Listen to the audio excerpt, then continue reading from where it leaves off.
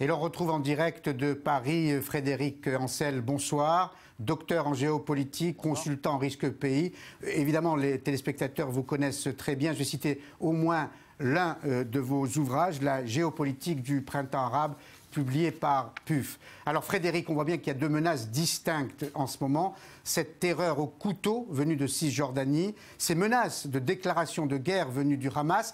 À votre avis, quelle est la menace la plus sérieuse ?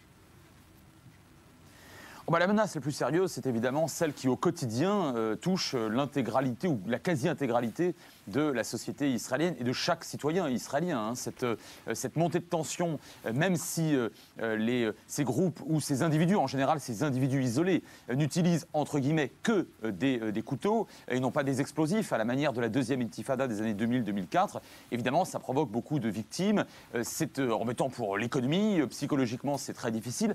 Alors que je vous dirais que les discours de matamor du Hamas sont surtout à usage interne. Aujourd'hui, on sait très bien que le Hamas, d'abord, tente de prendre le train en marche, mais ce n'est absolument pas le Hamas qui a organisé cette vague de violence, d'une part, et d'autre part, et surtout, le Hamas tente d'empêcher l'État islamique, Daesh, si vous voulez, d'entrer dans la bande de Gaza, de faire des émules dans la bande de Gaza. Et pour cela, comme d'habitude, il faut pointer le doigt sur l'ennemi extérieur, le sempiternel ennemi, évidemment, qu'est Israël. Donc je crois que le Hamas aujourd'hui sait qu'il ne serait soutenu par personne au sein des forces et des États sunnites, dont vous savez très bien qu'aujourd'hui, ils sont opposés à la coalition chiite au sein de cet axe, et notamment en Syrie, entre l'Iran, le Hezbollah et la Russie. Donc je crois que le Hamas aujourd'hui utilise des discours, si vous voulez, emploie des discours d'autant plus violents qu'il n'a pas la volonté, ni peut-être même les moyens, de porter des coups sérieux et durs contre Israël. Alors précisément, à vous écouter, à entendre tout à l'heure Benyamin Netanyahou, on voit bien qu'Israël pourrait contrer une éventuelle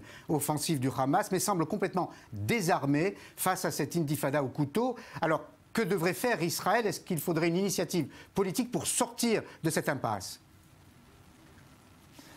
De toute façon, je dirais que votre question, elle est centrale et presque philosophique. Il est clair que lorsqu'on discute, autrement dit, lorsqu'il y a un horizon politique, on a moins de chances, globalement, je dis bien globalement, de voir se développer ce type de tension. Je dis bien globalement parce que tous les Israéliens se souviennent qu'à l'époque des accords d'Oslo, de la première période, la bonne période des accords d'Oslo, 93, 94, 95, il y avait eu de la part des fanatiques du Hamas de multiples attentats, et en l'occurrence des attentats à l'explosif, qui avaient fait un nombre de morts tout à fait considérable. Mais globalement, puisque là, on s'aperçoit bien que cette vague de violence n'est pas organisée par un groupe ou un État et qu'elle est au fond assez spontanée, eh bien effectivement, je pense que l'horizon politique devrait pouvoir se déboucher. Mais là, je dirais que la responsabilité, elle est partagée.